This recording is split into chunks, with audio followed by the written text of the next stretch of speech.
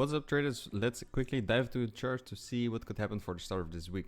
First of all, we got the euro dollar, and I'm aiming for a short on euro dollar. However, keep in mind on the higher time frames, we are still fairly bullish, especially if you look at the daily time frame. What we can see is that we have mitigated supply up here. However, for a short-term pullback, I will be watching for some shorts. So what I'm watching is this upper zone in here because it's still stacked with like a higher time frame supply zone. But like I said, this will be a bit of a tricky one since the higher time frames are still bullish. But for now, yeah, I will be watching this supply zone.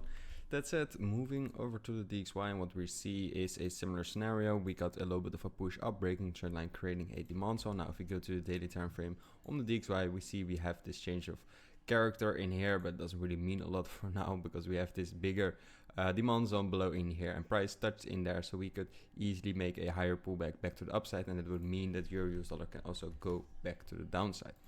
Moving over to AUDUSD, what we see is that we are currently inside of a demand zone in here.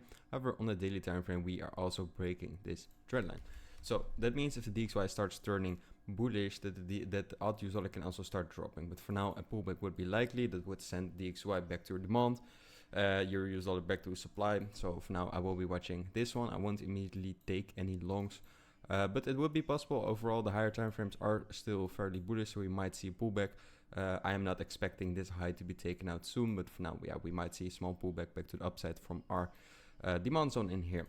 That said, moving over to GBPUs, and what we're seeing on GBPUSD is similar scenario. We got supply up here and we got bigger daily supply all the way up there where price is coming out from. So for now, shorts would be likely that it will play out. So for now, yeah, I will be watching this supply zone. There's not really a lot, like we have this change of character. So we also have this small imbalance candle in here, but mainly I will be looking at higher levels in there, especially back up this one because it's also stacked with like the daily. So if price might shoot up again and visit this supply zone, I might take another short from there. That said, moving over to the NZDUSD, what we're seeing on NZDUSD is basically price dropped from our supply zone. Currently, it also took out this one, and for now, I'm just mainly looking for some longs all the way in there. Now we do have a switch zone, so what we're seeing is we have a small switch zone in here, so we might reach this one and get a further pullback from there. But we already have this overextended move to the downside, so it could continue. But what would be most likely is that this one will be taken out. We visit a little bit higher up here and then probably make another pullback from there. That's most likely scenario, in my opinion, that would play out with the DXY as well. So that said, moving over to gold. Now, what we're seeing on gold is basically that we are also on this daily trend line. So we are on top of this daily trend line. We took out some zones in here, some 4-hour zones. Now we do have this small supply zone in here. However, this is a switch zone from a switch zone, so it's not really powerful. The best zones are located all the way up there in the upper zones. Now, if we go to the daily time frame, what we see is that we have a bigger demand zone below in there, and price currently sitting in this demand zone. So we do have a daily demand zone in here. So this one where price is currently sitting in. Let's quickly draw it in, right? So in the low, so price is currently still sitting in there. So we might see another leg up from here. But of course, it all depends on the DXY as well.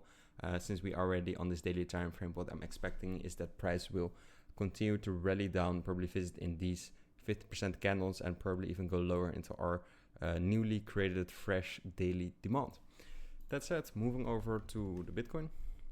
Now regarding the Bitcoin, we see that we are currently on this 0.25 level inside of this daily supply zone all the way up there.